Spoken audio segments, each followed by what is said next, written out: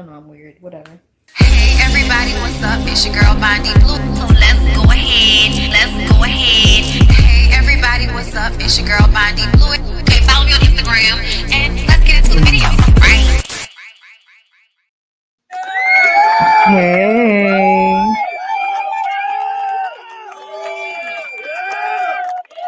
What's going on, everybody? It's your girl BondyBlue, and I am back for another BondyBlue show.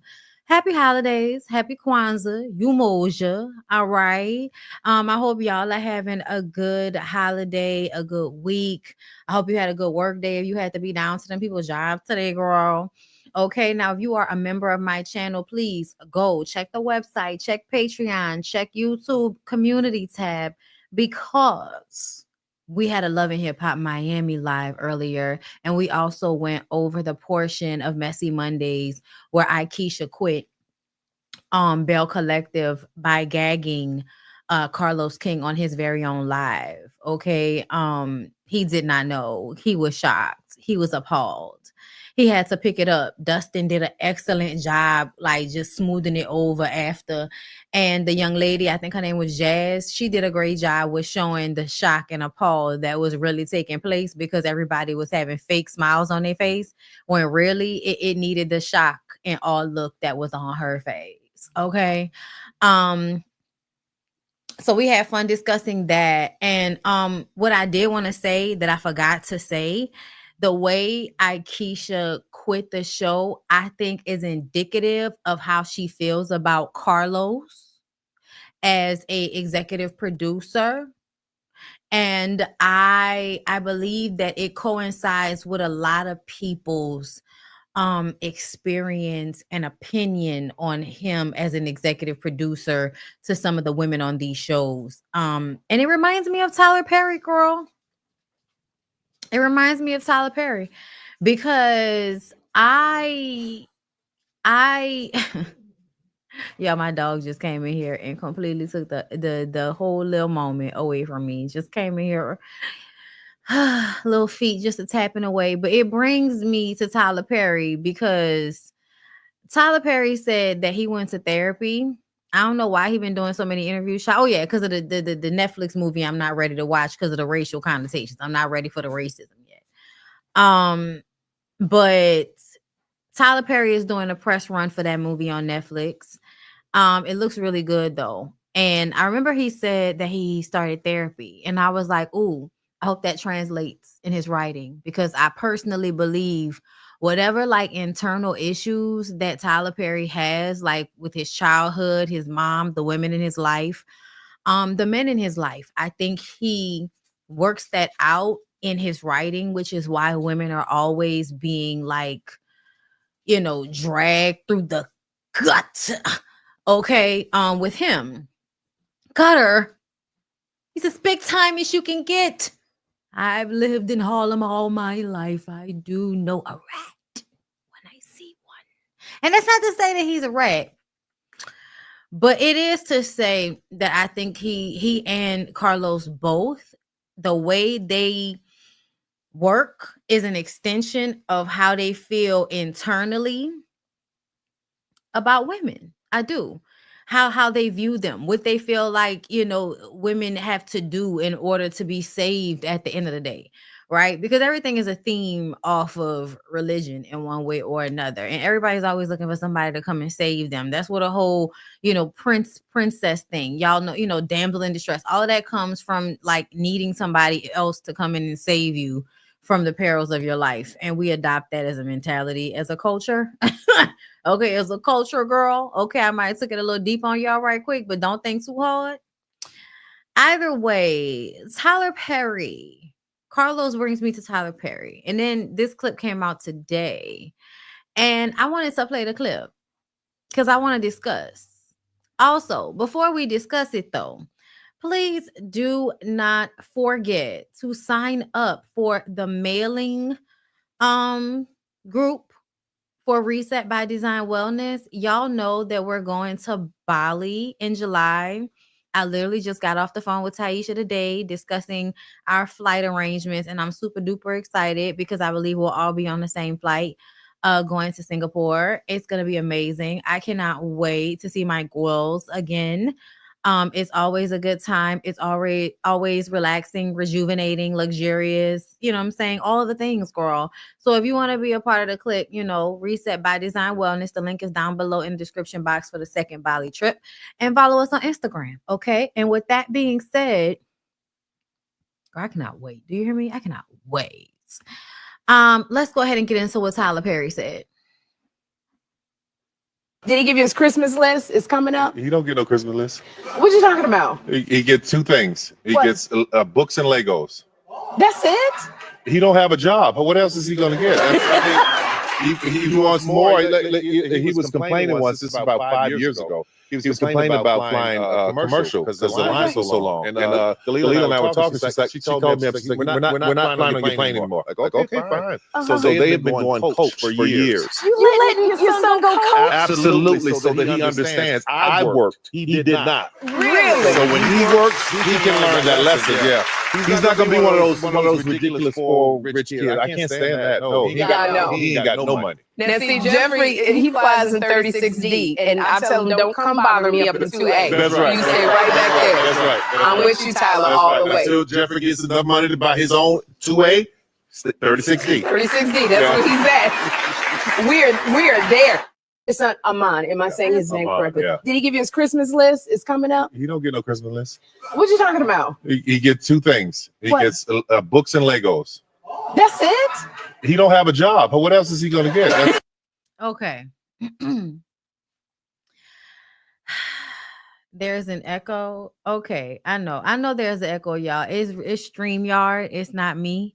So it's really out of my control. I've heard the echo. Usually it kind of works itself out. But like, it's fine. Y'all will be fine. Okay. From what I've heard on playbacks, it's really not that serious. Okay. But I appreciate y'all for telling me. Anyway, I'm gonna say that I see a lot of y'all in the comments have adopted my mindset about this in a way.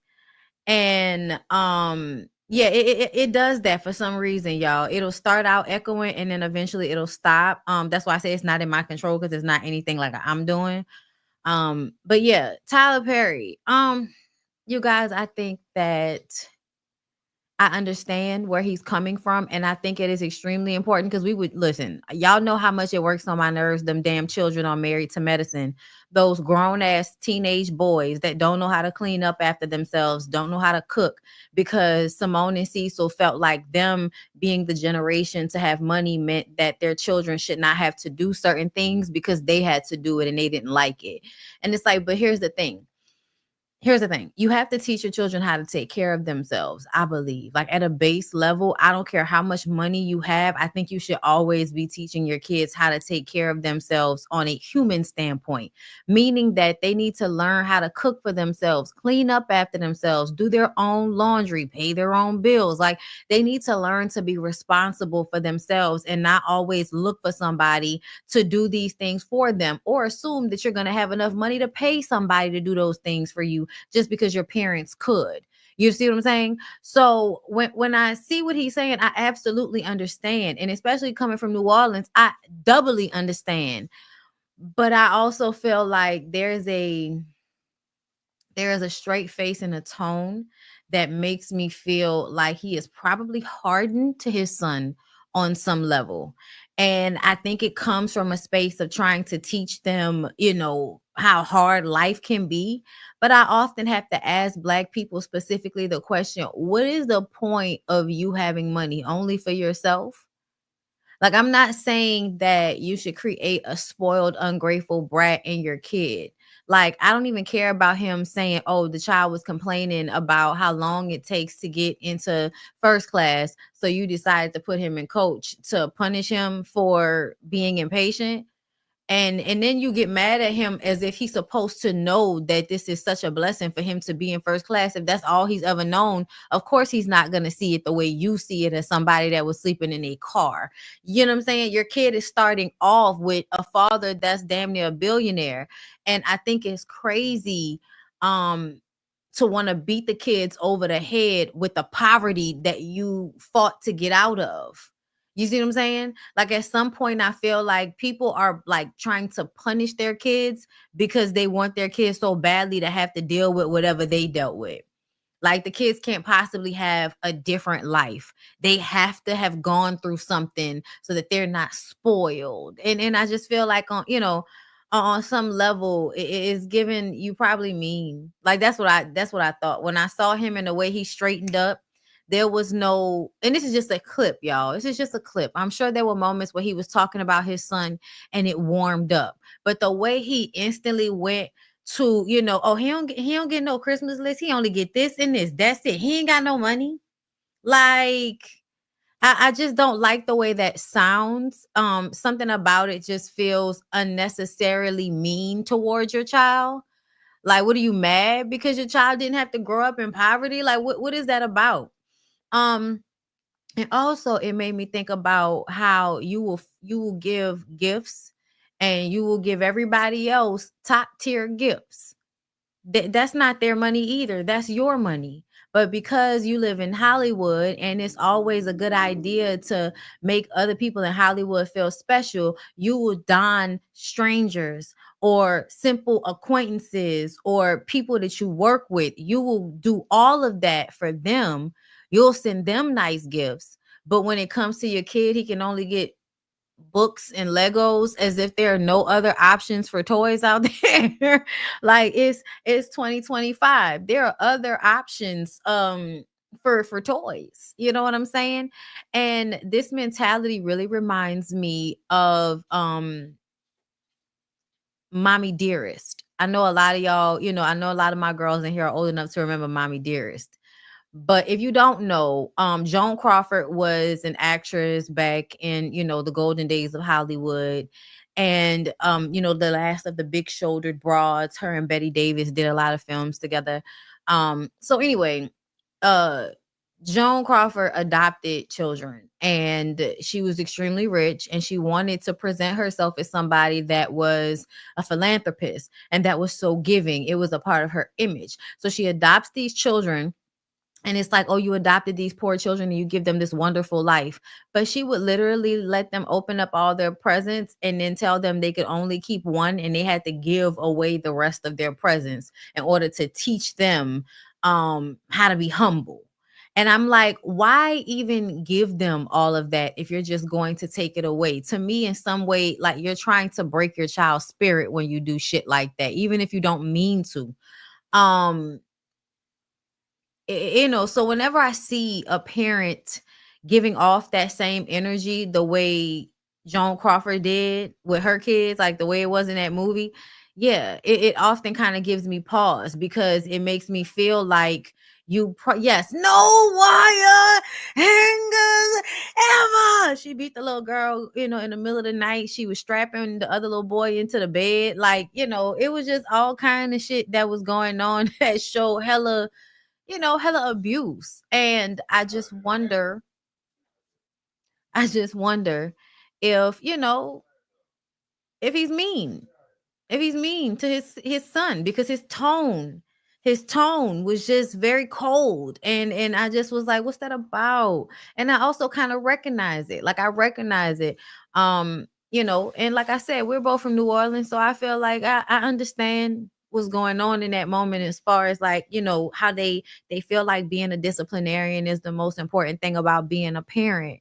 And there is very much some truth to that. But I also feel like there needs to be approachable energy between you and your kid. And I feel like sometimes parents like to have this very, omnipotent, I'm above you energy with their children. And it puts them in this very, subservient energy to their parents. And it's just, it's a weird energy sometimes, I feel. It's internalized from slavery, punishment. Yes. It's always like, yes, very godlike. Instead of teaching, because I feel like parents take more of a slave owner thing with their kids, like the way police officers have, jurisdiction over people, like, thank you, sweetheart.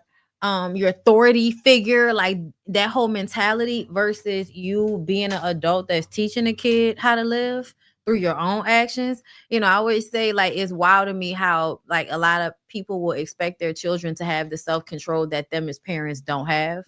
Like, I've just noticed that. So yeah, I was just kind of looking at this situation a little bit differently, and it kind of made me, I don't know, it was just kind of cold. It was kind of cold. He was talking about that kid, and it made me kind of wonder, like, I hope the kid's good, man. I hope that kid is okay. J Ray, thank you for the super chat. Yay, caught alive. Exactly. It's called a happy medium. Don't spoil them rotten, but nothing wrong with rewarding them with gifts on special occasions. And not even just that, but making them become accustomed that you are of access and wealth and prestige. Like, I have worked this hard for you to have this, but you also need to value it because I had to work so hard for it. And you do make sure that they give away things to people, things that they no longer play with and stuff like that. You make them give things away, especially if they still in really great condition. Y'all know rich kids, if they toys still good, child, you better get that shit to somebody less fortunate. I didn't grow up feeling like I wouldn't take secondhand. Also, I would give. You know what I'm saying? So, like, when I was growing up, I was made to give my toys away that I didn't want anymore. They were all in excellent condition, honey. And I felt sad about it, but my mom and dad were like, "You're older. You're not playing with these anymore, and we're gonna give them to one of my mom's friends who had like a whole bunch of kids that were really young." And I was like, "Okay." So I go with them, and we drop all of the stuff off. And it did make me feel good about myself. It did make me feel good about the kids having a good time with something that was of mine, and me giving it away to them gave them joy. That made me feel good. So, like, you can teach your kids these lessons without not allowing them to reap the benefits of being your kid. You see what I'm saying? But yeah, we'll see how it all plays out, child. But that was Tyler Perry, girl. Let's move on. I ain't want to stay on it too long. Okay, listen, we're gonna talk about some cute shit today. I'm excited about it. First of all, I want to go to Travis Hunter. Okay, because when I tell you, when they decided they wanted to put out Young Thug's leak phone calls, baby, I didn't know who was talking to who. I didn't know who was zooming who. I didn't know what was going on. Alleged photo surfaces of Travis Hunter's fiancee, Leanna Lene, allowing man to grip her cheeks. Okay.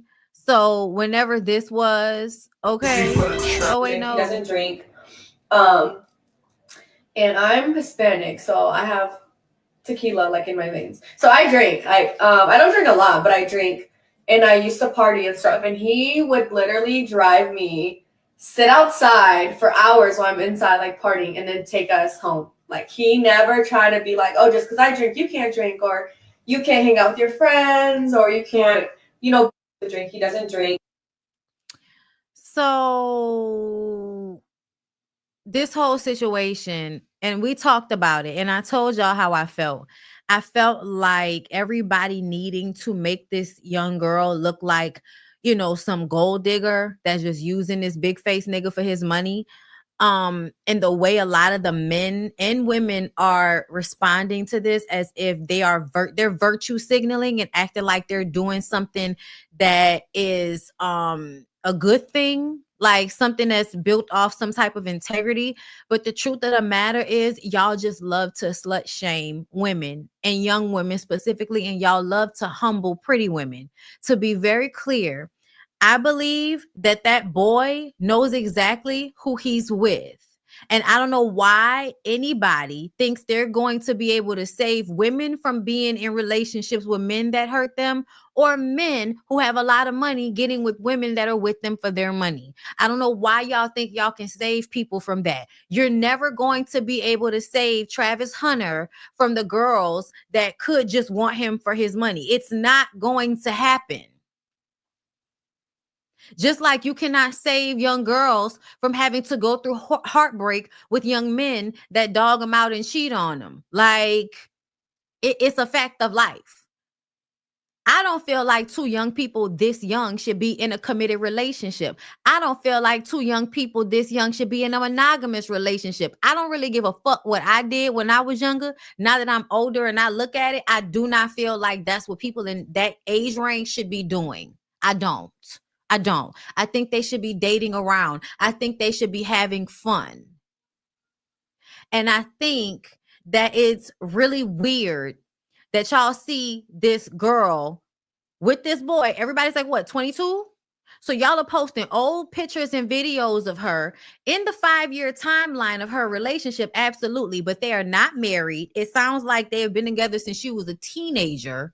And y'all are posting these things in order to embarrass her and try to force her fiance/boyfriend to leave her because she's a gold digger. Y'all are weird as fuck.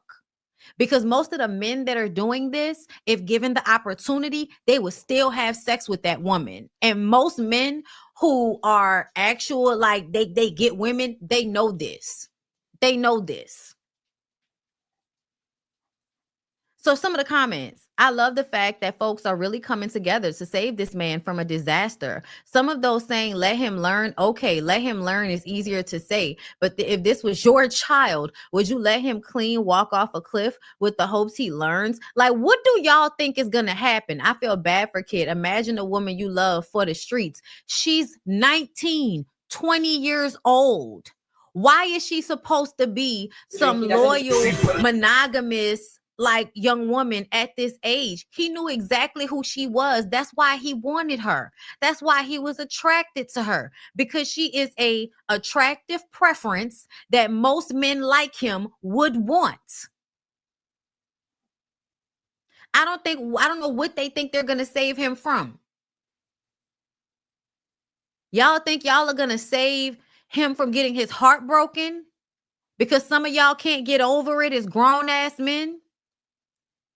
And to be very clear, y'all, I guess the assumption is she gonna marry him and take all his money. It's called a prenup, baby. They not even married yet. It's called a prenup.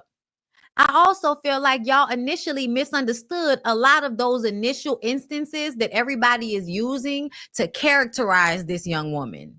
Y'all are characterizing her as some, it's all about her. She's taken away from his moments because y'all caught little snippets. And I think confused a lot of the shit that was going on. I do. Once I heard him and her explain the things that had happened at these different instances at the football field, with them not letting anybody on, but they let the cheerleaders from the other team come on and take pictures, but they wouldn't let the family come on. So she was feeling a way about that. She entitled to be mad. Like, she's entitled to have an attitude sometimes. It's okay. Well, as far as him taking pictures with his fans, I think y'all perceived that shit differently than it really went down. When I watched that clip, that's not what I got. That's not what I got. I actually more so got what he said. Because the way he was, answering her question, it was not giving no type of anxiety or aggravation. He was like, you can do what you want. You can stay. You can go shopping, like whatever you want to do.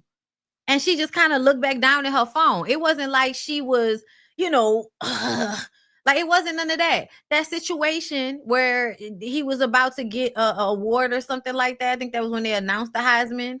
And you see his coach, your boy Deion Sanders, tell her to stand up and go get your man. She was sitting down because she was trying to let him have his moment. The mom hadn't gotten up. When she explained it, I understood exactly what was going on in that moment. She did not seem like she had an attitude, like she didn't want to stand up for him. She said, I was trying to make sure that if he was going to coach, I didn't stand up first. I wanted him to be able to have his moment with his mom or coach before I stood up. And coach said, go get your man. And she turned around, laughed, got up and went to him. So I don't really feel like the situation is the way everybody is projecting it. I also feel like that young man deleted his Instagram because he was tired of y'all telling him that he needed to break up with his girlfriend. It is weird. And I feel like I would not be mad at this young man if I found out he was sleeping with a whole bunch of young women. I would not be mad at him because I feel like she shouldn't be trying to make him be monogamous, and he shouldn't be trying to make her be monogamous. And I will also feel like he's an athlete, so you know what you signing up for. You signing up to deal with this young man having all types of coochie thrown at him. So I wouldn't get mad if he was doing it. But I'm damn sure not going to get mad at a 19, 20, 21, 22-year-old young woman, got her little boyfriend, yeah, but also got other little steeds going on. That's what she's supposed to be doing right now. As long as she wrapping it up, that's what she's supposed to be doing. Fuck out of here. Because how do y'all know that he doesn't have other little girlfriends? How you know she ain't got other how y'all know he ain't have other girls? She said when he first started talking to her, he had a whole nother girlfriend in his bio when he was sliding in her DMs. So I think it's really weird the way y'all are trying to act like he's just some poor young man that's just blinded by this pretty young woman and just too stupid to recognize what's going on. The man can get a prenup. If he still want to marry that lady, even if she did have his ass waiting in the car, so what? Let him simp out over her if he feel like she worth it. Just like y'all be okay with women crashing out, getting cheated on and disrespected publicly, all to stay with some nigga. Y'all love that shit. Y'all love for women to stay in relationships with men that cheat on them. Oh, you knew what you signed up for. Why are you mad about it now? Okay, then. Stop with the fake shit. It's very annoying. Yes, y'all coddle these niggas and look at these situations from, oh, what if that was your son? Man, get the fuck out of here with that. Get the fuck out of here with that. I would have hoped I would have taught my son to like a young woman because of her character and not because of exclusively how she looks. But I can't control what no young boy gonna want, what his penis gonna lead him to do. And I wouldn't try to. I wouldn't. If he was gonna get married to her, I would be like, you better get a prenup and make sure that, you know, you give her what's allotted. You get her stuff. Like if she have kids for you, you give her something for that. You know what I'm saying? If she need to work out her insurance or putting money aside for her, if y'all break up, all of that shit. If you want to make sure all of that is taken care of, how much she would get, you know, per kid, how long y'all been together, you get somebody to draw that shit up. That's the advice I would give him. But y'all trying to convince somebody to not be with who they want to be with. And this is the thing for me. It's grown ass people that have done everything from cheat on motherfuckers to be, you know, having all these babies out of wedlock. Y'all are grown people that have done worse shit or similar shit. And y'all are all online, like talking to these kids in a way that I feel like is bullying. Y'all are slut shaming that girl. And I think it's bullying. Yes, like celebrity grown Shannon and Bow Wow and fucking Benzino, who was just shaking and about to kill himself on the floor, like pretending like it's for a Tubi movie. Nigga, we don't need no advice from you. And we damn sure don't need no advice from Bow Wow, who is disrespectful and disregards all women, no matter who they are. Lil ass like to get physical with his little bitty shoulders and his big ass head. They all have abusive mentalities and attitudes towards women. I don't give a what nobody talking about. So I wouldn't take advice from men like that.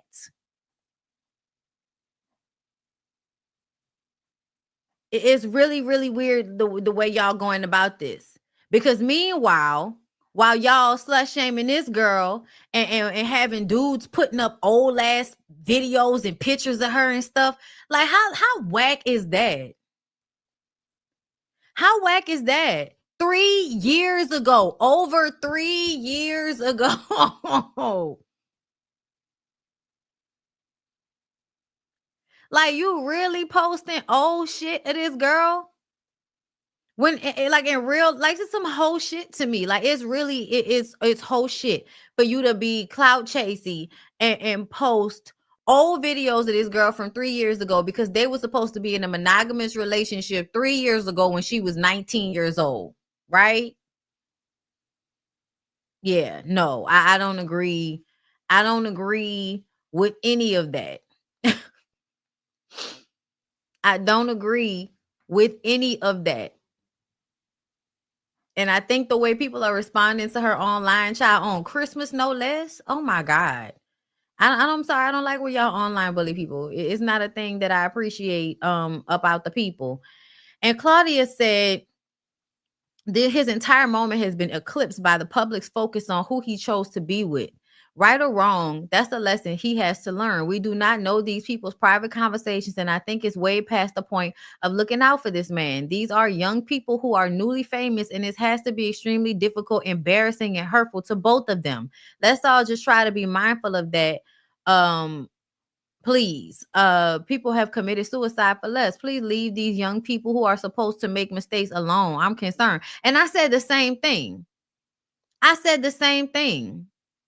Us old heads could imagine us bullying Reggie Bush after he won the Heisman. This is an insane era. Exactly. It's just so messed up. And they have been together 5 years. He's just invested regardless of our opinions. Imagine how bad he's feeling right now when he should be basking in his moments.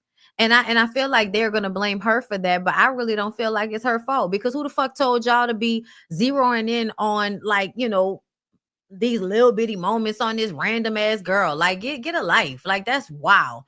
Angela, thank you for the super chat. Popped in to share love. I gotta catch up on the vids next weekend. Happy holidays, love. Happy holidays to you as well. Happy holidays to you. Gina, thank you for becoming a member, my love. I appreciate you. J Ray, thank you for the super chat. Okay.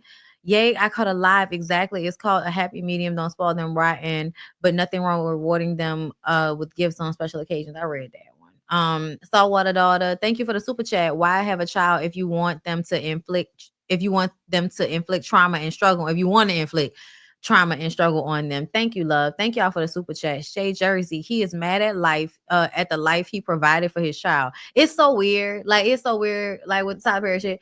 But yeah, this situation is just really sad and weird to me. That people are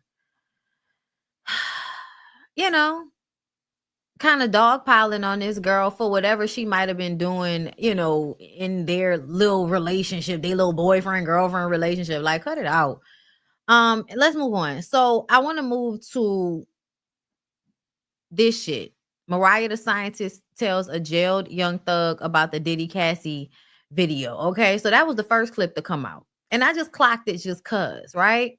So then more comes out from these jail calls. And this is Young Thug laughing on the phone with his homeboy about how Mariah would lose it if she found out he was cheating. Now, I have been clocking Mariah the Scientist being a fucking fool since she showed up to that club to fight that girl. Do y'all remember? She showed up to a club to fight a girl, and she just ran in and started fighting the girl. And low-key, I feel like the girl beat her ass a little bit.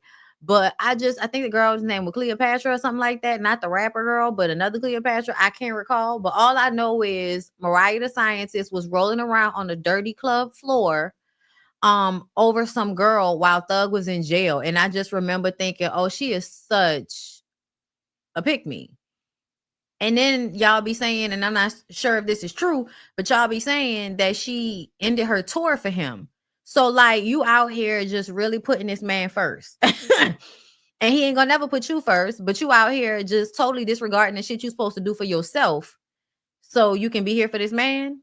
We were saying that, and we were saying that was stupid back then. So fast forward to now. Right today, she's like, man, she said she feel better from talking to you. For sure. You got her in her feelings, man. What happened? No, I'm just saying she loves you, man. Oh, for sure. Like, overly. Yeah, like, too much. Sometimes too much. What, like it scares you how much? Yeah, because it's like, damn, if I do something, if I, like, smack me up, if I smack something, or something like that, you probably be devastated. And that's the part that I don't like, when it's like, when you feel like me being a nigga that I always been is devastating, detrimental, that's when it's like, you too deep. But I'm in love with her, though, for sure, 100%. Like, I ain't even studying doing that, but I know me. I know, nigga get out, nigga gonna be back to moving around. Yeah. You're gonna be moving around. You're gonna be just handling business because you're moving around. So, And you know what that means, right? That means he's gonna be out here fucking whoever he wants to fuck. That means he's gonna be out here doing whatever he want to do. He already doing it from behind bars. That's why you fighting people. No, that go. But yeah. for the most part, I ain't even been calling no other girl. Law and Crime released this. If Law and Crime has a YouTube page, they probably are getting paid off the releases of this. So if you're asking why, that might be why. Somebody might want to make him look bad. I don't know. I don't think Mariah was ever going to leave him anyway, but it is embarrassing as fuck. And it's just a lesson when we tell y'all, you know, this who these men are. Like, why are you staying in a relationship with a man that's laughing at how he can hurt you because you're going to fucking crash out as soon as you find out that he back outside moving around, which is inevitably what he's going to do. No other girl in like a week. Really? No girl. And I usually call at least 10 girls every time I get on the phone just to kill time. Yeah. A lot of girls hit me up. The Asian hit me up out of the blue. What was the girl with the freckles? Remember her? So basically, this is his homeboy who was the go-between. So the women he talked to probably communicate through this dude. Got it. Yeah, Latasha. Yeah, she hit me up. Look, when I come out tonight, I'm gonna call you. You want me to call her? Yeah, for sure. So I want you to text her and tell her for sure. Yeah. Yeah, when? So he just said, and I want you to call her and text her for me. So he basically like hooking it up for him to talk to other women. So how is it that you love her if you know she gonna crash out, she gonna be in so much pain, you laughing about it, it's funny, you don't really care, and now you about to do it all over again. And that's why we call it abuse. Because you know you about to hurt somebody, and instead of handling a situation with some type of integrity and care for that person's feelings, you feel like, oh, it's funny, and you still gonna do whatever the fuck you want to do. What's she gonna do? She ain't gonna do nothing about it. She ain't gonna go nowhere. That's why you look dumb. That's why we tell y'all not to do this type of shit, not to be like this, not to put, other people ahead of yourself in this manner, because they're always gonna put themselves first. Yeah, it's absolutely an ego stroke for him to have all these women running behind him. Definitely. So after it all came out, he said, she's so mad. I said, Merry Christmas. And she said, thank you. So that's showing that he thinks it's funny even more so. Like, and here's the thing. I can feel like, okay, see, because at first I thought the other Lena girl had footage of her talking to Young Thug. I was like, damn, bitch, how you was talking to Young Thug?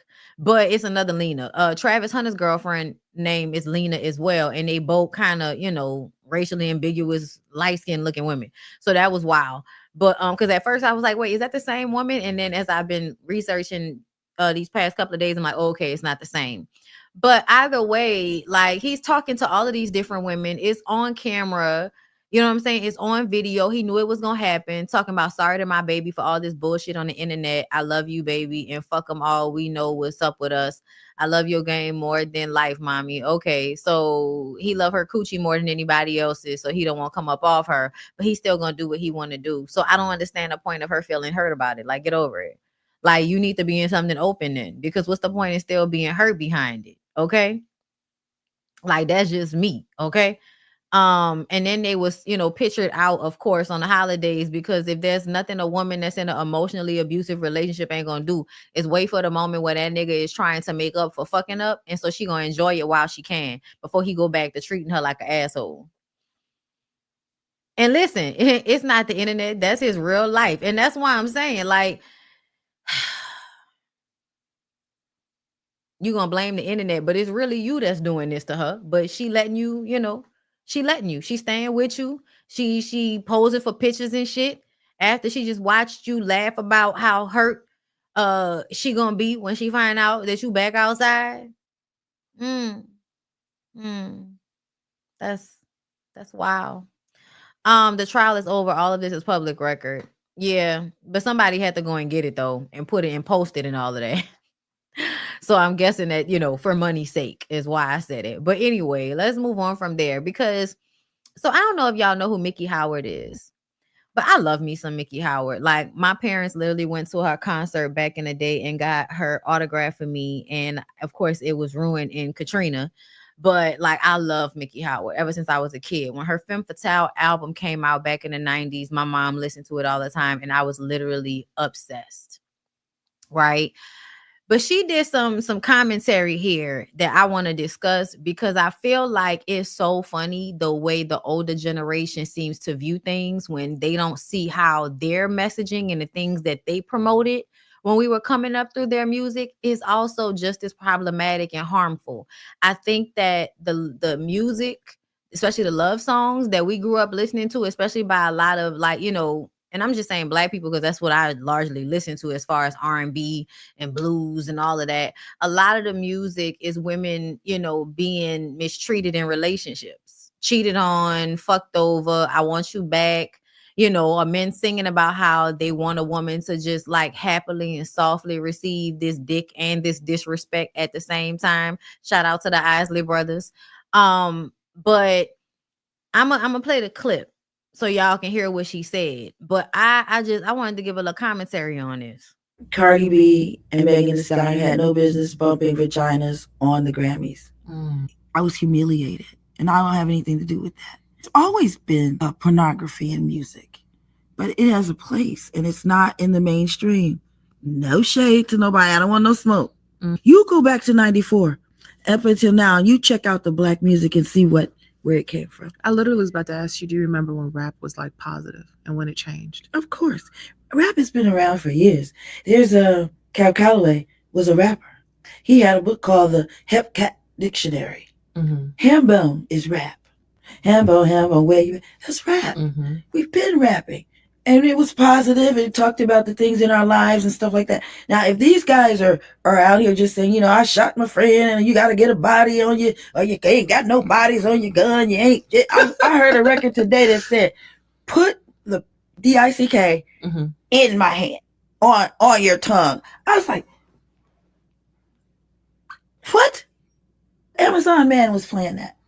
Do this. Our children can't even listen to black radio. They can't listen. My grandson knows Sam Smith and all those people. It's not fair. It's not right. Yeah. So yeah, I got a little issue. Yeah. Especially when you have artists that really have something to bring to the table to heal you. Cardi B. Okay.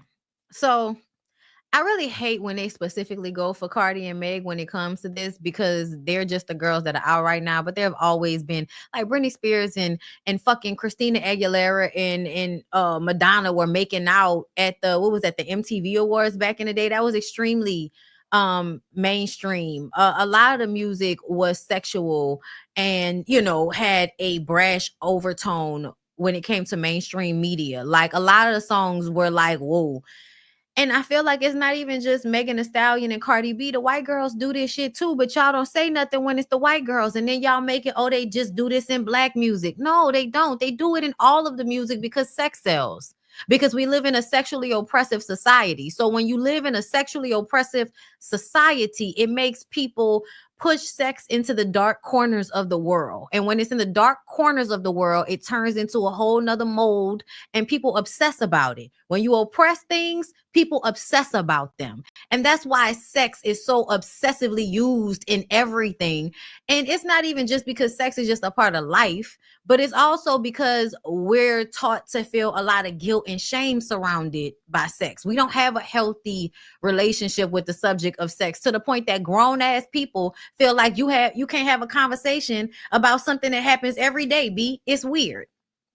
The very thing that creates life, y'all lie to kids about it because y'all feel like it is something we can't talk to the kids about, as if the kids are not going to be able to understand it, and as if one day they're not going to be doing it themselves. So a part of me feels like we really live in a fairy tale when it comes to how people view sex and all of these different topics, right?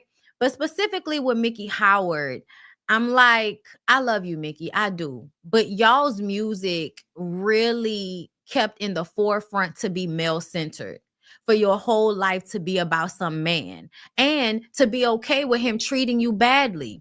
Femme Fatale is one of my favorite albums of all time. Okay, I know it from front to back, but the songs on that album, first of all, some of them are jazz standards. Okay, so Good Morning Heartache, This Bitter Earth.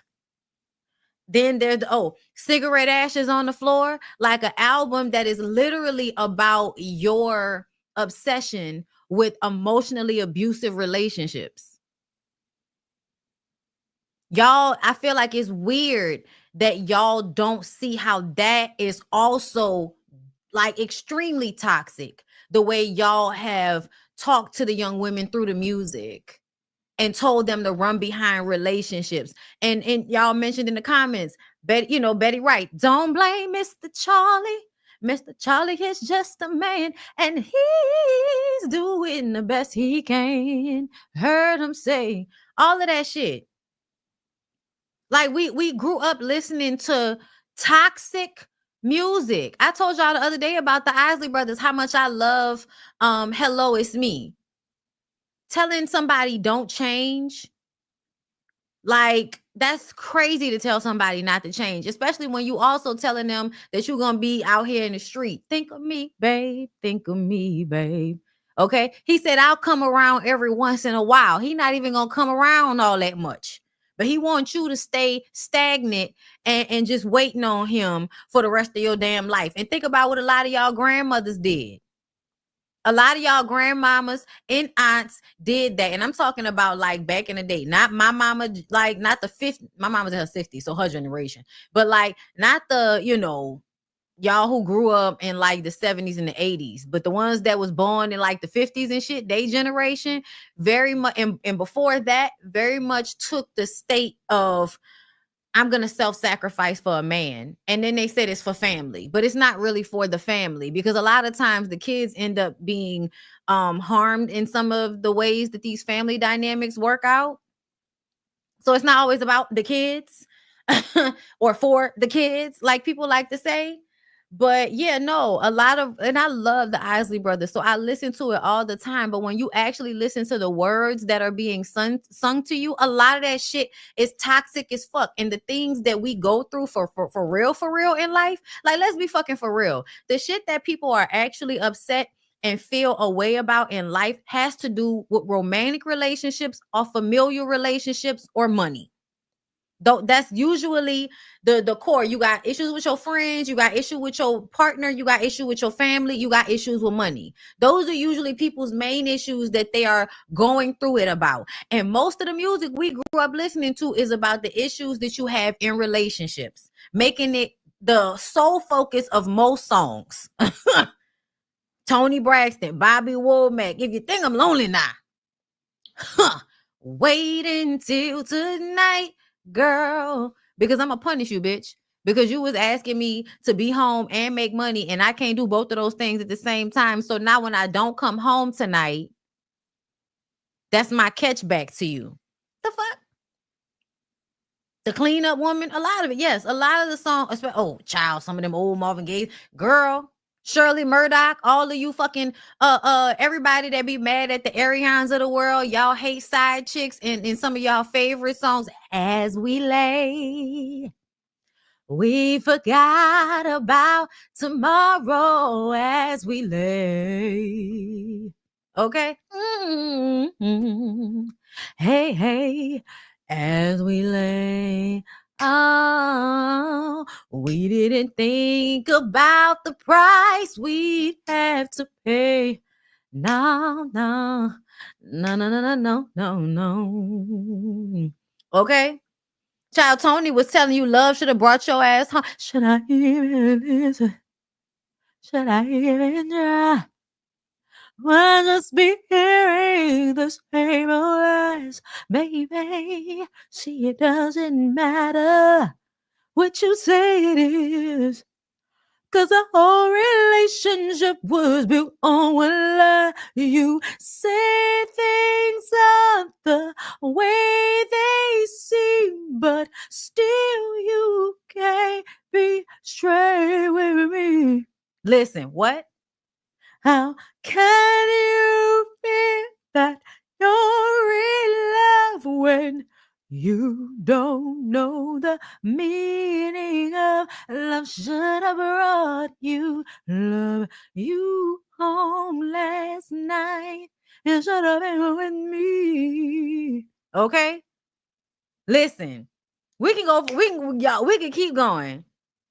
You were my wife, my life, my hopes and dreams. For you to understand What this means, I shall explain. I stood all the jealousy, all the bitching too. Oh, I'm forgiving, oh, once in bed with you. Oh, darling, how could we end up like this? Oh, baby, let me reminisce. Oh, and when we stop the hands of time. You set my soul on fire. My one desire was to love you. But he gonna tell her at the end of the song that they can't be together no more. The fuck? Tonight is the night was about fucking a grown ass man, girl. What? I'm nervous and I'm trembling, waiting for you to walk in. I'm trying hard to relax, but I just can't keep still. No. Hey, babe. Don't make me do it, bitch. Okay. All of the music toxic. What are you talking about, Barbara? This is Shirley. Now, I know you don't know who I am, but I just wanted to call and let you know that the man you're in love with, he's mine. From the top of his head to the bottom of his feet. The bed he sleeps in and every piece of food he eats. See, I make it all possible. The clothes on his back. I buy. The car. I pay the note every month. I'm telling you all of this to let you know how much I will do for this man and just how much I do to keep him. Bitch, you doing way too much. Do y'all hear this song talking about how this lady paying this man bills and he cheating on her? Are you serious? Me and Mrs. Jones is my shit though. Okay, we meet every day at the same cafe, 6:30. I'm not gonna do this, y'all. Anyway, so y'all, we say all that to say the music that the other girls were singing was toxic in another way. Yes, y'all may feel like watching women, simulate sex on stage between two women is just way too much for mainstream media. And I'm perfectly fine with y'all feeling that way. But I also feel like unless you're willing to talk about the toxicity in some of y'all love songs that led a whole bunch of women down roads they shouldn't be going down right now, but because there's some stupid fucking song somewhere that they can listen to and feel like this is what I'm going through, Mary, then everything's fine. The fuck? How about you analyze the music that y'all was making that led to a lot of us being in toxic relationships? Also, I think it's really weird to be so judgmental about the simulation of sex when we know your life story. And that's not a judgment, but it's just weird when, like, people judge other people and it's just like you judging them for sex and you was out here doped out. Like, the fuck? Like, I'm sorry. Like, I don't like being judged about sex stuff from somebody that's low-key, that was a dope head. Like, and that's no disrespect. Again, I love me some Mickey Howard. We all have our vices. It's not me judging her. It's me trying to understand how you can have a certain, past and upbringing and then be so judgmental about these other young women that might not even be living a life as toxic as yours. Meaning that one day Megan and Cardi will be able to turn around and feel like they didn't let addiction ruin their careers. Like, I just feel like y'all be worrying about the wrong shit sometimes. That's all. So, Young Jock files for divorce from Kendra after 3 years of marriage. First of all, girl, the fact that it was her, that it was him and not her, after she kept threatening him, I really did feel like the page was turned in this last season when he was like, I'm really getting tired of you with this shit. Because at some point, you got to do what makes you happy. And if being without him is what makes you happy, go do that. But that tilt-a-whirl that y'all felt like going on ever so often where, you accuse him of cheating so you could be screaming in his face so that y'all can have good sex. He's too old for that now. I feel like Kendra is still young and immature when it comes to certain things. Because if you really were mature about your shit, you wouldn't have married him after he had that baby on you. Oh, yes. He filed. Do y'all hear me, girl? Knock, knock. Who's there? He filed. Love and hip hop star Young Jock has filed for divorce from his wife Kendra after 3 years of marriage. All the divorce threats Kendra made over the past 3 years, Jock finally had enough. We'll see if they actually go through with it, because y'all know how people in Atlanta love to file for divorce every other weekend and nobody ever gets really divorced. But the fact that he filed on her, girl, it's definitely giving Bobby Womack. Okay, she always complaining about the things she ain't got and the things a girlfriend got. But baby, I'ma let you know I can't be in two places at one time. If you think you're on it now, oh yeah, wait until tonight, girl. Oh, you better wait till tonight. That's Jodeci. Yeah, baby. Wait until tonight, Kendra. Wait until tonight, baby. Yeah. I ain't mad at him. I'm not mad at him. I'm personally one of them people that feel like, why would you even enter a situation where you're going to keep having your blood pressure raised all the time, all that fucking screaming and hollering and all of that? Man, listen, you know who he is. Either get with it or get gone. Get with it or get gone. That's how I feel. So she looked crazy that he filed divorce from her. Let's move on. What is Martel talking about? Martel, y'all saw. I went ahead and gave it to y'all for free, but Martel was out here responding to shit real quick, real fast. I'm not gay. But Martel, you shouldn't have done that. But just know, Tisha went all the way in. She said, not alleged, Carlos, not alleged. Martel's gay. Like, what the fuck? No, but like Martel, like explain guys, to them. I'm not gay. No, listen, like if I was, I would make it. I wouldn't be hiding no, like that shit. explain to them how like Tisha lied. Why did you get so upset? About what? The stuff that they didn't air. What Martha was saying. Oh. Not about the gay stuff. Oh. What did Tisha say? About Melody? What did she say? Oh. Y'all really want to make it about Mel so bad. I just ordered me 2 new Mel's oils, y'all. I like her body. I guess it's not greasy and I feel moisturized after. I like Mel's body oil, y'all. I have the coconut virgin kind and I'm waiting on the lavender and the lemon drop. You guys watch the show a lot. So Tisha also mentioned that certain things were edited out. Yeah, a lot of things was edited out. Well, he was saying about me. That was edited out. Yeah, that's what I was mad because Marcel was saying a lot of. He said you were a pass around or whatever. Something that he said you were a pass around. That's what he said. Something that's not true. So the thing is, when stuff is true, you bring receipt. You bring the evidence for it, which I did. And I can do it about every week. First of all, you brought us a woman that could have been a liar. That was not a receipt. Even though I believe it, I believe you lying about some portion of it. And I want Ariane to shut up. Because you look dumb. You consistently look dumb. That's sad. Every week I can bring it forward. The things that he said about Ariane, the allegations that he said about Ariane, and then the stuff that he said about me and Tisha said about me in terms of being gay. And look at listen, back ass. Listen, guys, I'm for the gay community. I love you guys. No, you're not. No, you're not. Not the way you acted with Mel's brother talking about you and want him to watch the kids, insinuating that you couldn't trust Mel's brother with the kids because he was gay. I love you, but I'm not gay. I had about a gazillion DMs from men. But did you like? No, listen. I don't think he's gay. I think he's bisexual. Like if we were in a society that did not bully people into being straight, y'all never want to be real about that.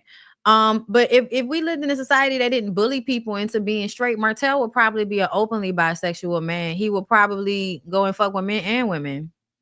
That's what his vibe gives. Did you pay for a procedure? And everybody would still fuck him too, especially if he was good at it. I don't know, because Mel said he's not that good at it. But if he was actually good at it, oh, child, nobody would care. For me? Like, what is Tisha talking about? She won't have a procedure. Her man still don't want her. Listen. You really love trying to like create this thing where you going after girl. Nobody cares about you. I don't even feel like Tisha mentioned you and you going in hard on Tisha. Why? Girl, what did Tisha say about you? That your man sent her man a video of you shaking your ass? Like, how about we talk about that?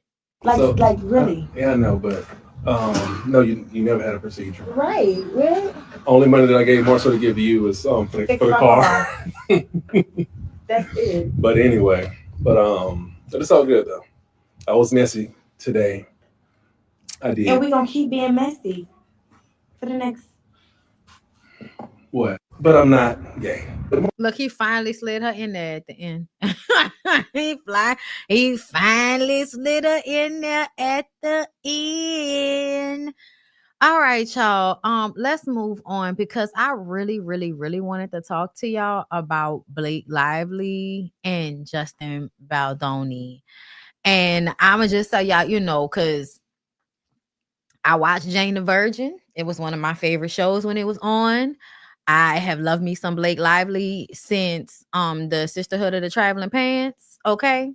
So I know these people, okay, but I did not know all of the things that I heard whispers, but I wasn't really paying attention of the things that people were saying about Blake Lively during the press tour for It Ends With Us, which I just started on Audible, so I can't wait to get through this book. But y'all know they redid it, turned it into a movie. And they were both in the movie, and it's about domestic violence. And what a lot of people were saying about Blake was that Blake did not do the press run in a way that was bringing attention to domestic violence or abuse. They were keeping it light. They were talking about clothing. They were talking about makeup. She was pubbing her hair and her, alcohol lines and shit like that through the press tour of the movie instead of focusing on the very dark plot that was going on in this movie. And the reason why it was so dark, and this is why I say validation is so important in domestic violence, but in abuse situations, period, validation is so important because one of the biggest tools of abusers is gaslighting, which is to make you believe that the reality is not the reality of the situation. So in this movie, you will see her having these instances where he hurt her and it seemed like it was an accident. But when you look back, you see it wasn't an accident and it was purposeful. And I feel like this happens a lot. Like I've heard stories about women who were in relationships with men who would always be accident prone and accidentally hitting them or bumping into them or pushing them, things like that. And I always feel like, especially as I got older, to be very careful of men that like to play fight with women because that's a signifier that they really want to hit you as well. It's also, a way for them to create an environment where it's like they're pretending as if they're playing, but they're not really playing. Kind of along the lines of what happened on Bell Collective, where Cliff and Glendale are going in on Willie and everybody's like, oh, I thought it was jokes. Everybody knows that it wasn't jokes. Everybody knows that what was being said, even though you were laughing, was very serious and intentional. And I feel like it's the same type of thing. But either way, when I first looked at this situation, I was on Blake Lively's side immediately. And it's not because I'm always on the woman's side. It's just because I have been watching Blake Lively act in this business for 20 some odd years. And I've never heard anything about her being hard to work with. And when it came to him, I'm like, you're relatively new. And the things they were saying he did, it was so specific. I was like, I could definitely see him doing those things. So let's just get into some things, right? And I did find something interesting that somebody did an article on while I was researching this, right? So in Blake Lively's lawsuit against Justin Baldoni, it was revealed that Lively asked the studio for several requirements after concerns about Baldoni's behavior on the set of It Ends With Us, which he also directed.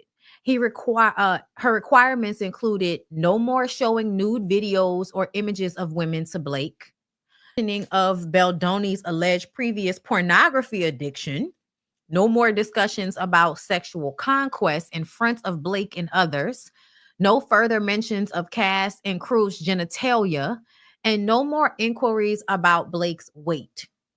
Blake also asked for Baldoni to no longer say he had communicated with Blake's father, who has passed away several years earlier. That's weird as fuck. The lawsuit says that the distributors of the film, Sony Pictures, approved Lively's request. However, the Age of Adeline star claims in the filing that Baldoni then began a campaign to destroy her reputation in response. she cited texts from Baldoni's crisis PR representative as evidence.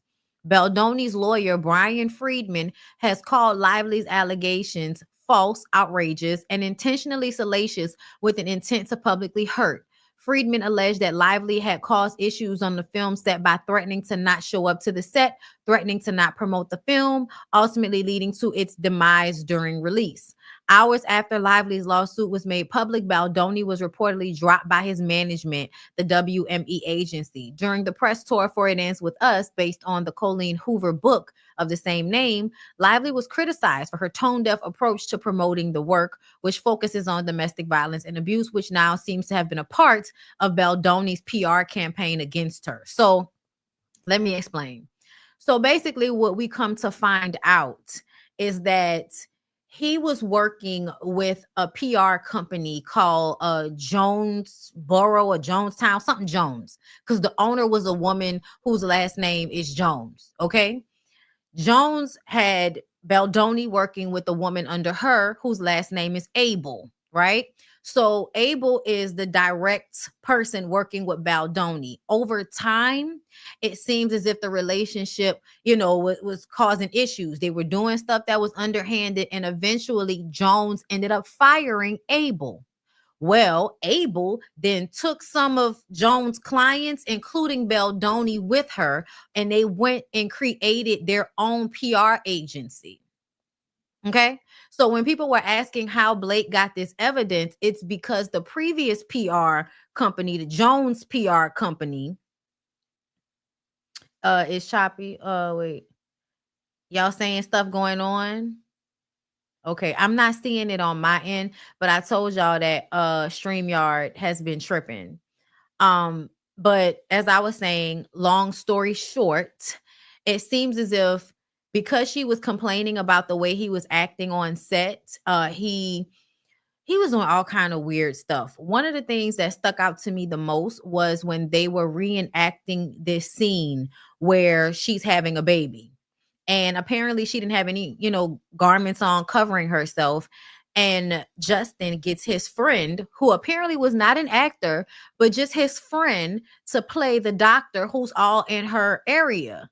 He also would have them redo scenes that they did not need to, redo over and over again, kissing scenes. He added, certain nudity and sexual parts after what they had already agreed to. So it seems as if he really wasn't upholding their contract from jump. And then when it came to how they promoted the film, apparently that was the discussion. So Blake Lively was able to provide all of the records from their previous contracts that stated how they would promote the film in a lighter way. And so when he decided to flip and start promoting the darker stories of domestic violence, it was in conflict with what they had originally agreed to, and it made Blake Lively look like she was tone deaf, when this was the overall agreement amongst the cast when they signed the paperwork.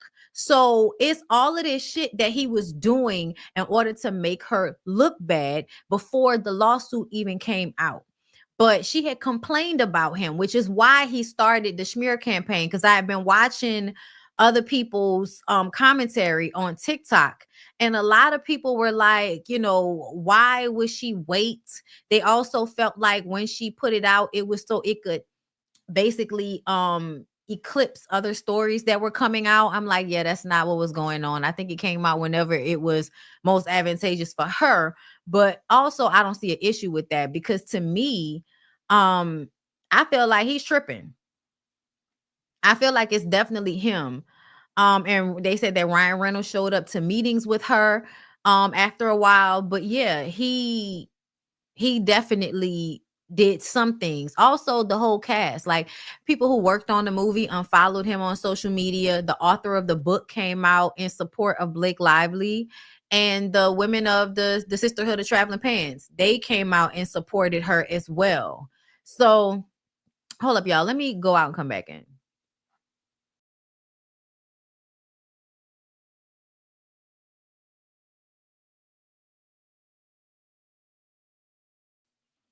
Okay. I don't know if that will help, but I hope it does.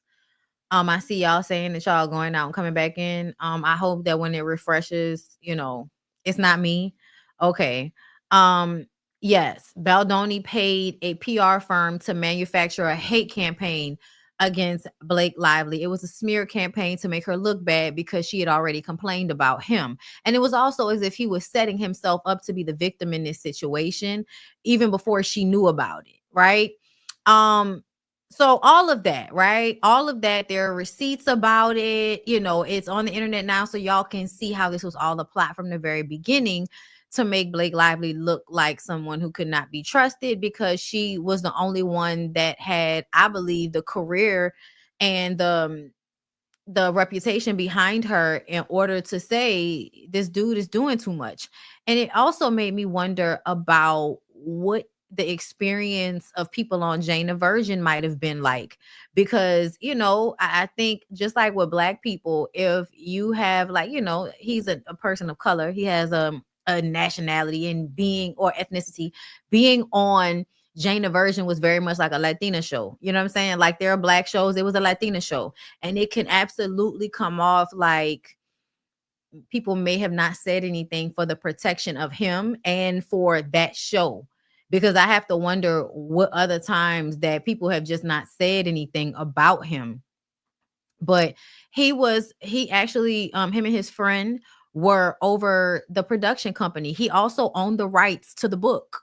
So it really put Blake kind of in a bad position as far as the power play is considered, because he had her agree to all of these things. And then once she signed on, he starts changing them because he's the director and he also owns the rights and it's his production company. Like he was just really able, I believe, to get away with the abuse because he was in control in a lot of ways. And she did complain to Sony, and it only got worse. But this was posted. Hold up, let me see, because I want the ad to go through. Apparently somebody was like, we should have known that this nigga was weird. Oh, here it is. When he posted a 27-minute video of him proposing to his wife. He would also sexually harass other people, like talk to them about like their bodies and be like, oh, you're so attractive, but don't worry, I can tell you this because my wife is here today on set. So he did a lot of things like that. Let's see, y'all. Somebody has to like the camera. Sure, you have an idea about what's going on right now because you have a crazy feminine intuition. So I'm trying to propose. And, my mind being the way it is, I could think of a million different ways that I want to do it. But all I know is that I want it to be special and I want it to be romantic and I want it to be something that you never forget. So here I am. I love you, baby. I'm coming. I'm on my way to you, but I just want to do something for you. So I'll see you soon. Welcome back to the Bob Show. I'm your host, Bob Merrick. I'm sitting here with Jeff Schroeder. And joining us now is a good friend of the show, Mr. Justin Baldoni. What's up, guys? Justin? Good morning, Justin. How are you? I'm wonderful. It's a beautiful day. Now you have a good relationship. Things good at home? Is it okay? My girlfriend's actually listening right now. I just wanted to take a minute and say something to her. Please. I'm just happy to have you here. Hi, Emily. I guess she can't answer back. A little nervous. Sweetheart, we've been in a relationship for a year and a half now, and you have changed my life. And I guess I just wanted to ask you publicly if you will marry me. Hold on a second. Wait, dude. Wait, Justin, hang on. It went out again. No, I know. I swear, mine's not on. Are you hearing me? No, Jeff, believe me, I'm looking at the computer. The station is down. You did the same thing, though. No, wait. So she didn't hear that? No, it's not going to go on again for like 15 minutes because he. Look, Jeff, I get it. I know. You think this is? I know. Hold up, y'all. Hold up. Let me do this. Went off on this before. Let me do this. Thanks. I just need a minute. I just have to restart the computer and then. I'll figure something. But I got to get a technician in here. This is really bad. Something else. You guys, thank you. Just hold on. Justin, I'm so sorry.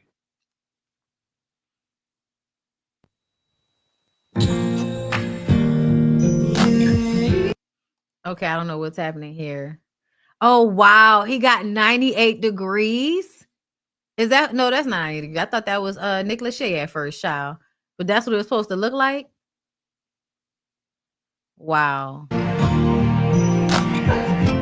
So then he did this, and I can't play this because y'all know it's gonna copyright me. But he did all of this.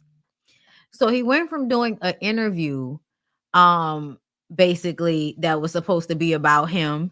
And now, like, because this is the thing that I'm noticing. The proposal is supposed to be about her, but it's literally about him. It's about him. It's about him. Like, what is happening here? Okay, so he does all of this. Let's move it. Hey. Okay, stop. Stop. Premature. Move it. Hey. That just felt really cheesy. Stop. Yeah. Let's try something else. Oh my god.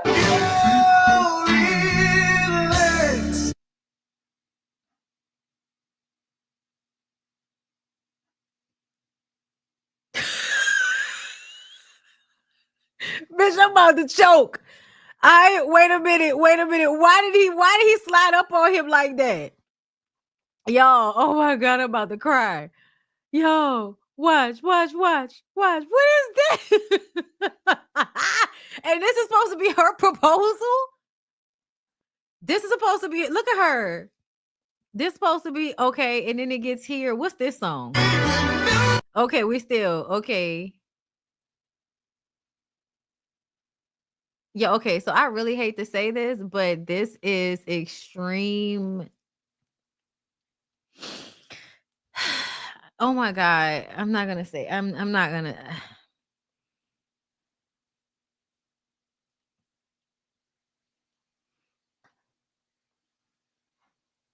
It gets worse. Oh wow. Okay.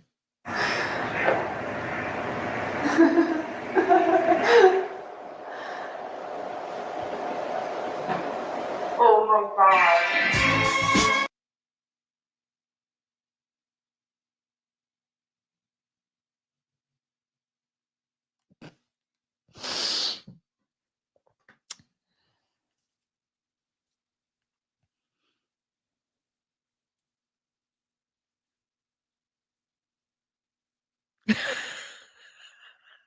Yo, this is his proposal to this lady.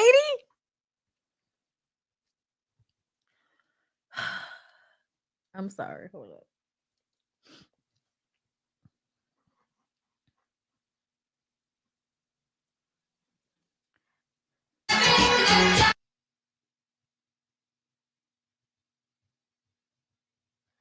And is she crying because this is emotional for her, or is she crying because this is like embarrassing and uncomfortable? Like, which one is it? Y'all look at the dress and you can see his.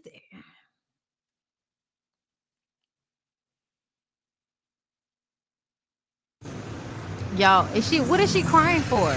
What are the tears for? What are the tears for? Oh my God. Now it's the office vibe, right? Like, what is this? And now we about to do a dance. Oh God, we're doing that, and that's going on. And then what's this? Hey, well, why are you giving me a briefcase? Use this. For what? Use it now.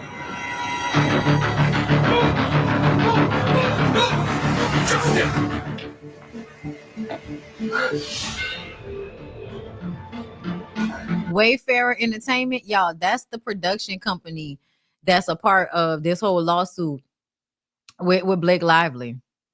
In a world where heroes are hunted and evil forces chase innocent hearts, what? An alarm goes off. Evil forces chase innocent hearts. One man Deliver the package. on the run manages to escape. I said he manages to escape. Escape? Driven by his fears into uncharted lands. This is stupid as fuck. He searches for a sign. is a Porsche. So, okay, this is product placement. Okay. Feels a little light, though, doesn't it? Do you even know what you've been holding on to? He made money off of this. This shit got 14 million views. Or why? It's giving narc.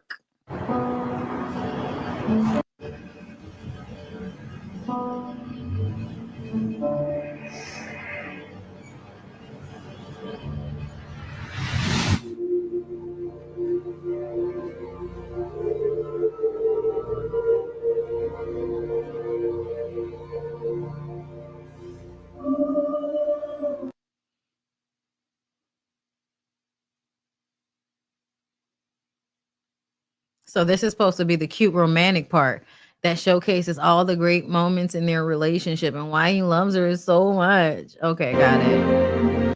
Got it. And there's always. And he's gonna get the ring. And he brings her family out.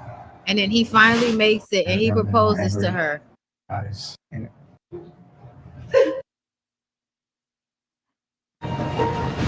Okay, so I'm just gonna say this. I feel like this was a way to make a proposal that's supposed to be about both of them. It's mostly about him. It's mostly about him. Like it was, to me, it seemed like he was kind of showing off a little bit. Like, look at what I'm able to do. I can make a whole like movie trailer for my proposal. So let me show off. Like, and then all this time, like, look, the proposal is 26 minutes long. Like, and I imagine that people think this is cute, but I just want to say, like, if you are already an actor, this is already your job. Why do you still want to take it to this level in a moment that's supposed to be for you as a person, not you as an actor, but you as Justin that's with this woman who's not also famous. Like he was just going to always make everything about him and who he is. That's Justin Baldoni, the actor, and now the producer and the director. Like, I'm sorry, but this seems like the rest of her life is about to be about him. In an unhealthy manner, in a way it almost seems love bomby, but it reminds me of when Jada Pinkett was talking about how mad she got at Will because she kept telling him what she actually wanted for her birthday and he ignored all of that and did this huge party for her, and she was mad about it, and she wrote about it in her book, and everybody got mad at her because she wasn't grateful for what he had done for her. But it was like, because he made it about him, he made it about what he wanted versus what she wanted. You gave her the gift you wanted her to have. You didn't give her the gift that she actually asked you for. It was kind of like that type of thing. And when people do that, that's more so a reflection of them and what they need to project versus it being an act of love for the person that they are doing it for. You know what I'm saying? So I definitely feel like he's showing himself to be exactly who I thought he was as soon as I saw this shit. Because I was like, Blake Lively is way too deep in her career for her to make a stir on a movie set when it's gonna make her look bad. Like, I just kind of, you know what I mean? People want to act like, well, oh, she's just being a bitch. You know, you know, like it's hard for women in Hollywood, I think. Even when you're a blonde white woman like Blake Lively, it's still hard and you still are fighting to be taken seriously. There was even like this interview where people were perceiving it as Blake being a bitch to the interviewer, but I felt like the interviewer was condescending, like talking about, you know, congratulations on your little bump. And it's like, on my little bump, bitch, what? That was another thing they talked about. She was breastfeeding during the film, and you know, Justin and the other guy who was also like the co-owner of the production company would burst into her trailer when she was like breastfeeding or when she was nude. They would just come in and act like it was okay for them to be there, like they weren't paying attention to the fact that she was naked. And then there was another time, I think, matter of fact, let me see if I can find it right fast. But there was another moment that I read about There was another moment that I read about that I wanted to discuss before we get off of this and move lastly to the Princess Ray J Sukihana situation. Okay, while I'm doing this, can y'all do me a favor and like the video, subscribe to my channel, and also please subscribe to BondyBlue Bites, which is my secondary channel where I will cut up a live like this and put the specific topics separate from one another. So y'all do me a favor, subscribe to BondyBlue Bites and support the channel or whatever. Give me 1 second. Anywhere you go, give it all. Anywhere you say, anywhere.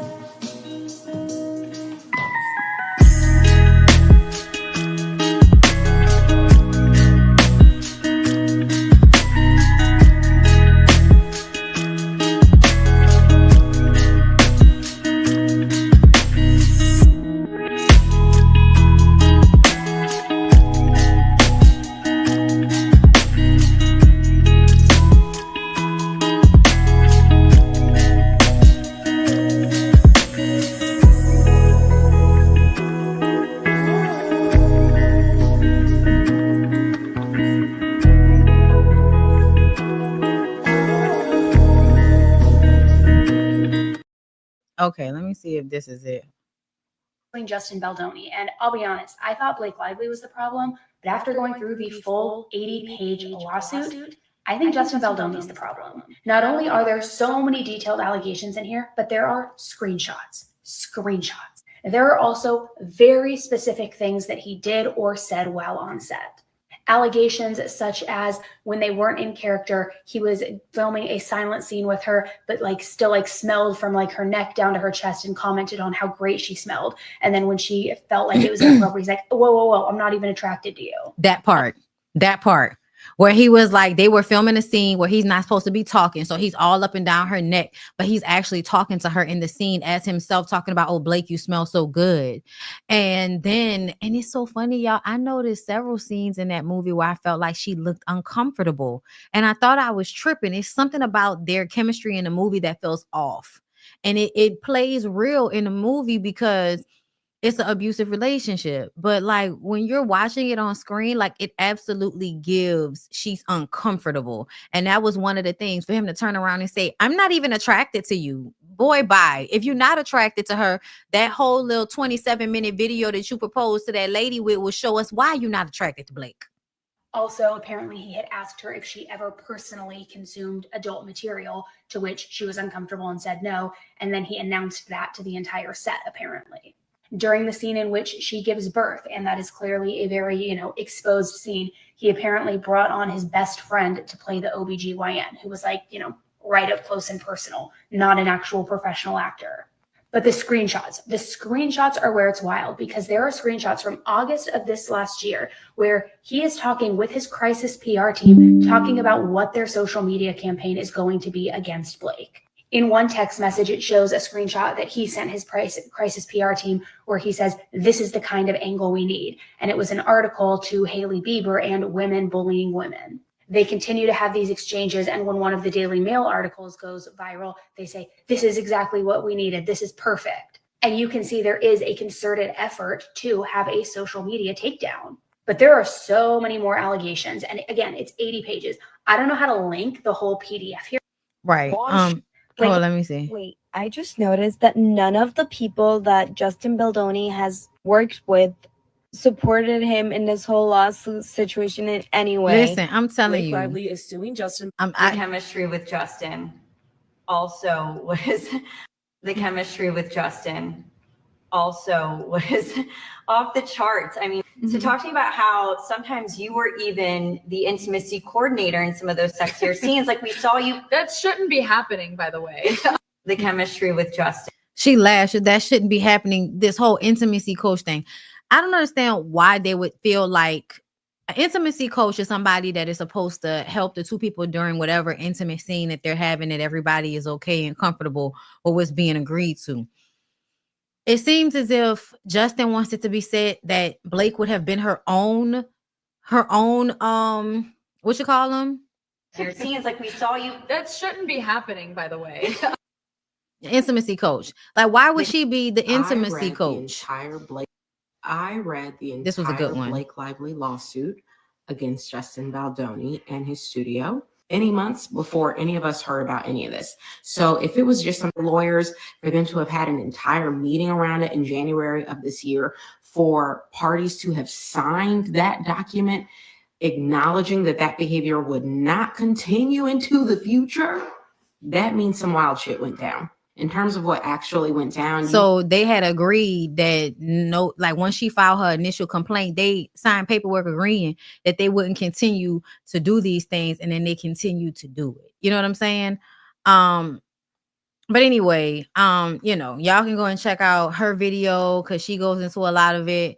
But I want to move on from there. But I just want to say, like, I believed Blake from the jump, but I needed to see evidence and all of that before I really believed her. But it was just something about the way I was looking at Justin Baldoni. Like, I was just like, that sounds like some shit y'all just do, especially you being a director. So now you can direct the scene and add things that weren't there anymore because that's your position on the film. So he was definitely in a position, I think, purposefully so that he could do these things and get away with it.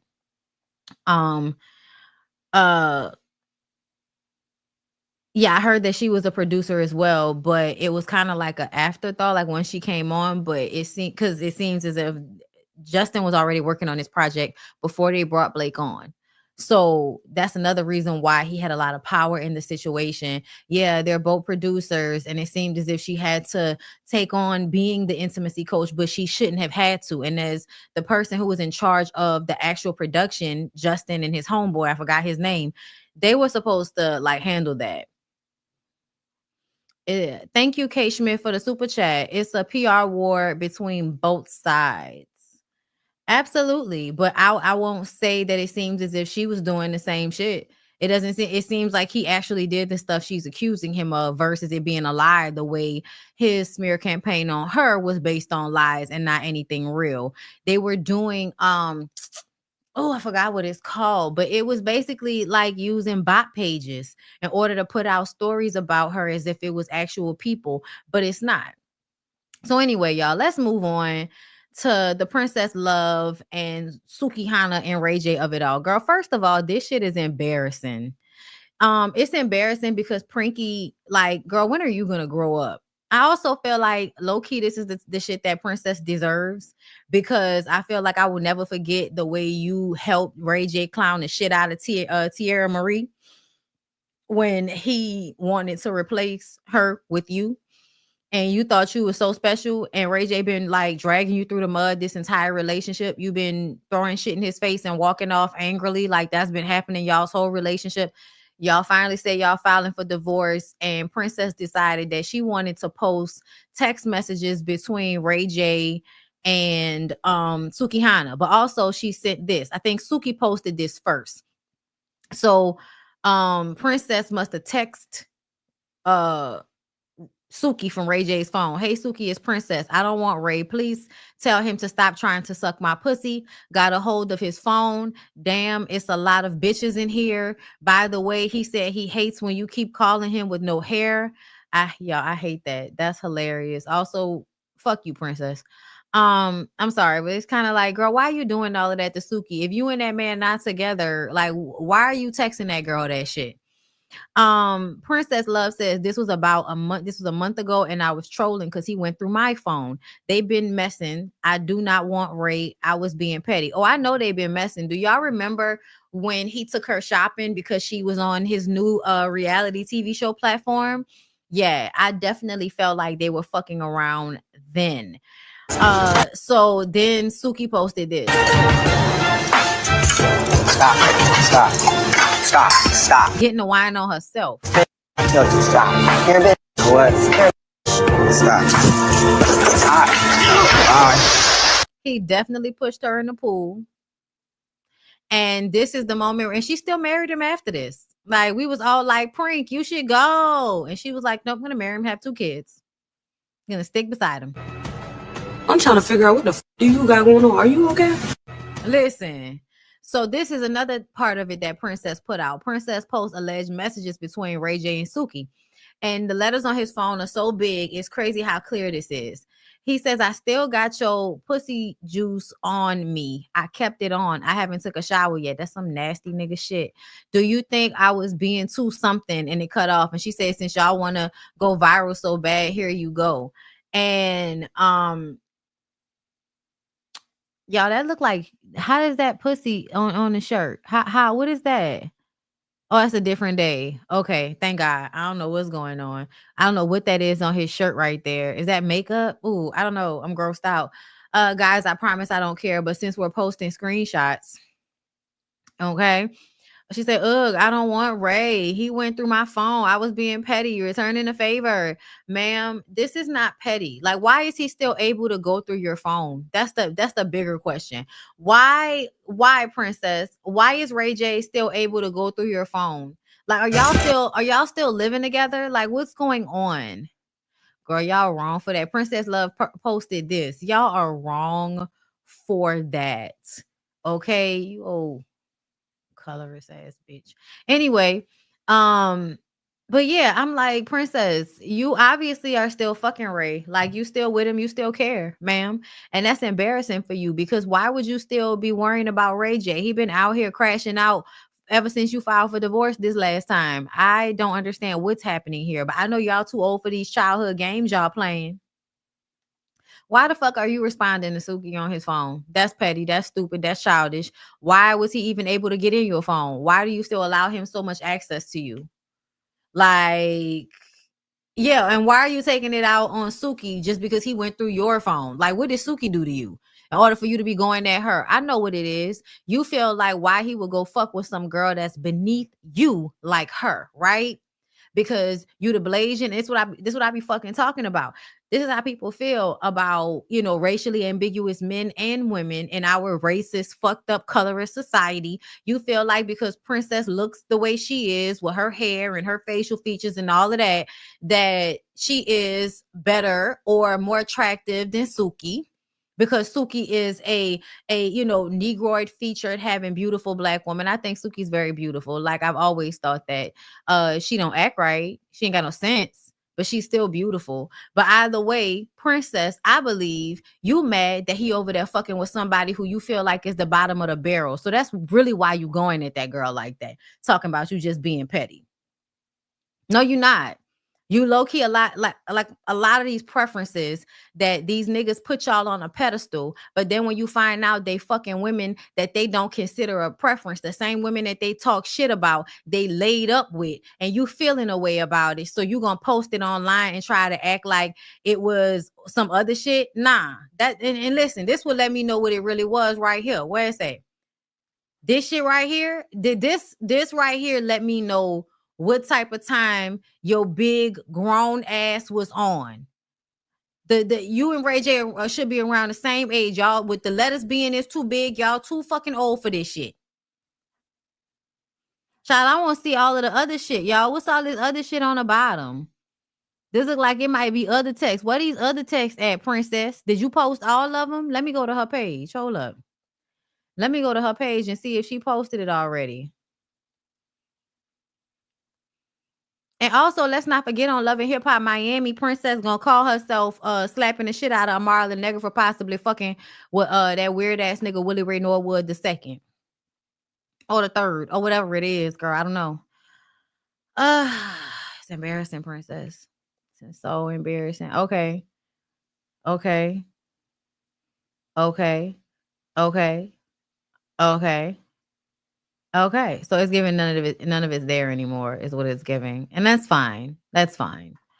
But I wish she would just go ahead and go play poker and go find her somebody else to be with and move out of this nigga's house. Cause I imagine that's the reason why you still living in his house, right?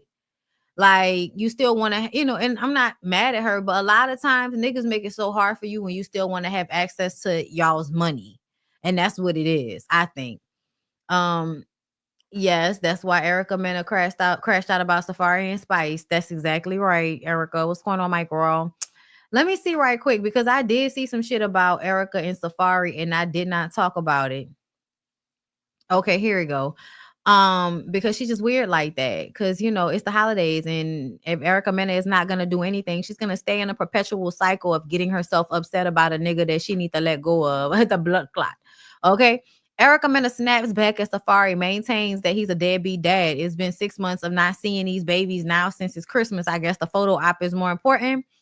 Last year, it was that individual's Christmas. It never showed up because he was with Neo's ex-wife and his family instead. Is she not available for you this year? Or how about that young girl you're manipulating? Deadbeat. Please leave me the fuck alone with this internet shit. It's been 6 months of not seeing these babies now since it's Christmas. I guess the photo opportunity is more important now than the once a week parenting time that's been court ordered since 2022. So this is what, you know, I guess he must have sent or posted, which is the baby eating. The dead again, like always. We forgot to charge it. What's happening? Dead. Can I put some more orange Of course. Let me see your iPad. Is it dead again?